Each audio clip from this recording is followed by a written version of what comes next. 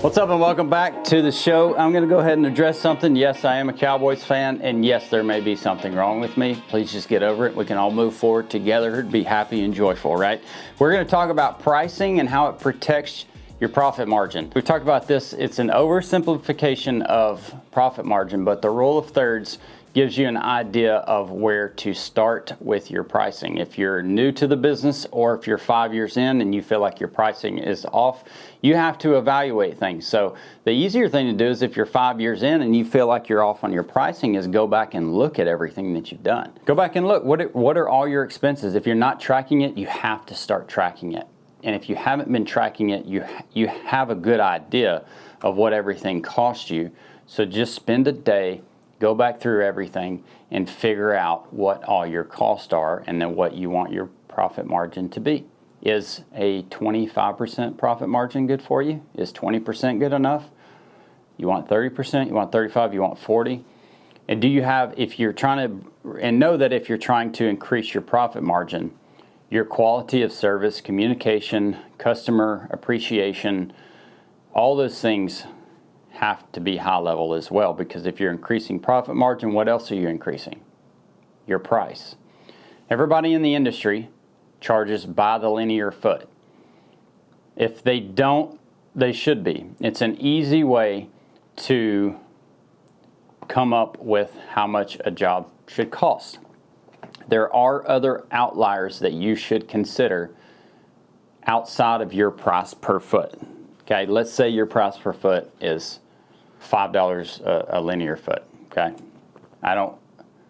this is purely for a situational. Okay, I don't know what your price per foot is. You're going to have to figure that out. I'm here to help guide you.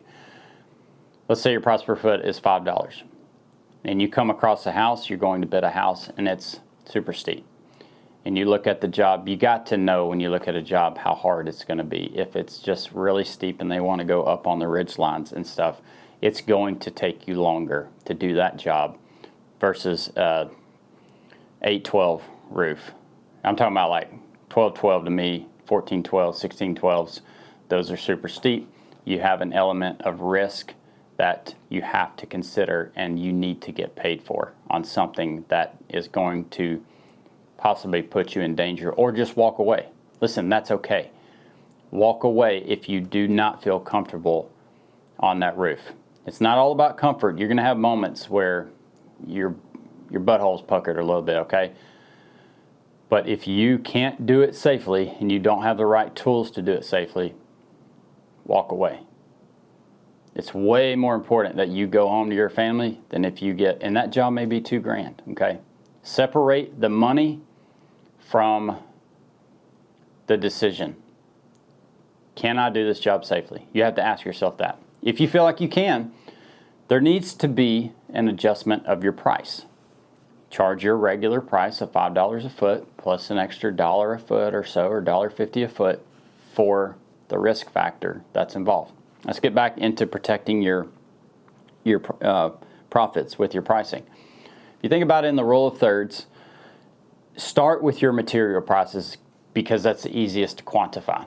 If your material prices, and you need to add these up, and when I say materials, I mean everything that it takes for you to do the job that you're putting on the house. So that's your socket wire, your males and females, your bulbs, your clips, your zip wire, the males and females for that, and your timer. What does that cost you per foot?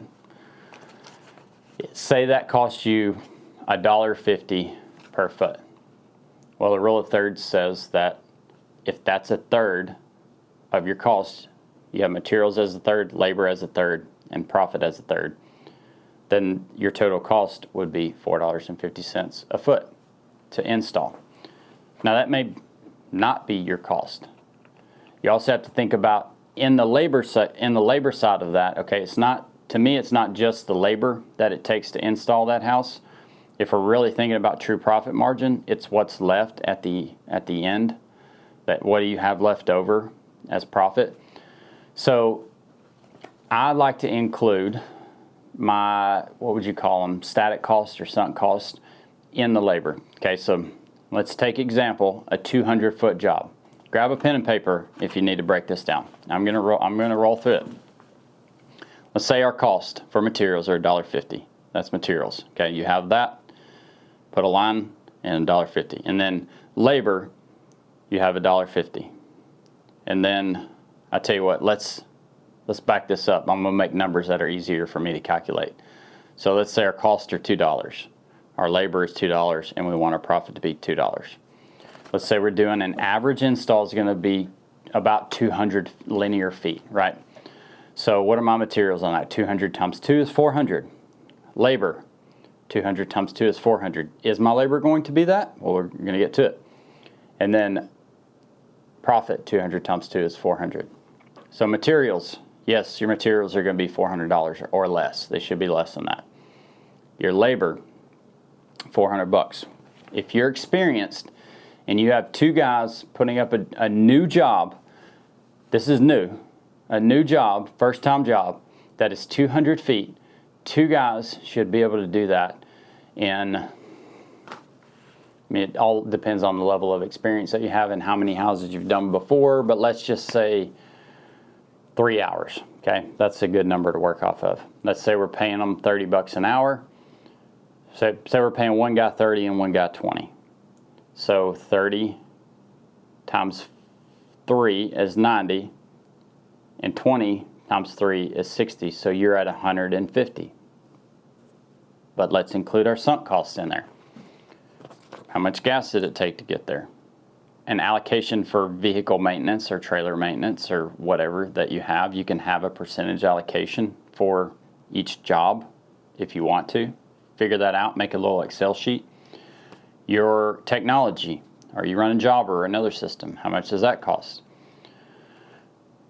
Are you running, I would even put marketing. You've got to put it somewhere if you want your profit margin to be a third. Does that make sense? And that's why I say this is an oversimplification of profit, right? We're just breaking it down simply. So you had actual labor costs of $150. Does $50 cover all the other stuff that you have to cover in order to have a third profit margin? If it does, then you have a third profit margin, a third, 33.3%. And that is the number that you get to take home and keep. That's a pretty good, 33% is a pretty good profit margin in any business. You can look up, search on ChatGPT what are average profit margins. I had a lawn care business for over 20 years. Started it when I graduated college in 2005, but my dad helped me and my brother start a lawn care business before that. So if that was 2005, we sold it in 2022, so that's 17 years right there. And then there was another 6 years before that we were just kind of learning the industry and doing small yards around our hometown. The point of me telling you that is the profit margin in that industry is not near as good. If you do 20 to 25% profit margin, you're doing good. Now also when you're calculating your labor, if you are a one-man show, calculate your labor in there to make sure that when you do have to hire people, that your margin will be protected. Does that make sense? So if you were charging $6 a foot, that was our example that we gave. If you said, well, I'm doing all the labor, so I can probably charge like $4.50 a foot or $4 a foot. When you go to hiring people and you already have 50 to 100 customers that are at that number, when you go up on your price, and you'll have to keep your profit, you're going to lose some of them. That is what it is. If you can start them and sell jobs at a little bit of a higher rate so that you can roll with your goal to grow, if that's what your goal is, then it's better to hold that pricing for that customer as long as possible and make small increment adjustments over the years versus in that scenario, trying to bump from $4.50 to $6 for an existing customer is not going to work. The last thing I'm going to say is that if you are in that scenario, well, then you're in year 2 or 3 or 4 of installing for that customer. Your labor costs are much less, and you don't have material costs. So you can afford to keep those customers at a certain price that you started at, hopefully, if that number's enough, and then just go up, start a new pricing for new customers. We've done that many, many a times. Keep these over here, incrementally increase those over time, and start with a new price level for your new customers. All right, hey, appreciate you joining us. Remember, love God, love others. Let your work reflect that. And we'll catch you on the next one.